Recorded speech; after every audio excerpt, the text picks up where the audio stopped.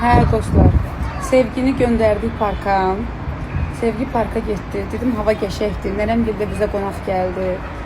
Dedim çıxım balkonda oturağın çay içəyim. Bu arada sizə nə deyim? Bunu keçən dəfə suya ilə hazırlamışıq. Belə bir protein mənbəyidir, şəkərsiz. Yəni şirniyyat da gedir də bu. Bu da şirniyyatdır, amma dietik sayılır da əslində. Sadəcə olaraq bol vitaminlidir. Burada var xurma, qurusu və ləpələr. Biz xurmanın qabığını soyduq, doğramaçdan keçirtdik. Doğramaçda doğrayıcıda nədir ona? Ondan keçirtdik. Sonra qəşəng ləpələrin hamısını qovurdum. Mən nə vurdum? Fındıq, qoz, badam. Amma siz zövqünüzə görə vura bilərsiniz. Qovurduq, sonra onu da doğrayıcıdan keçirtdik. Sonra ikisini də qarışdırıb bir-birinə top halına gətirdik.